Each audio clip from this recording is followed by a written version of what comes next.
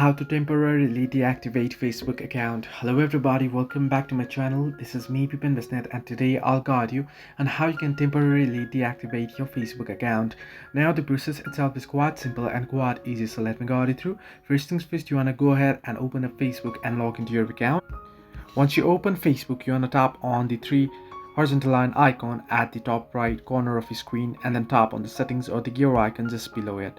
Once here, you want to tap on the option that says account center, and under account center you'll find the option that says account settings, and you can see the personal details option. Right, you want to tap on personal details.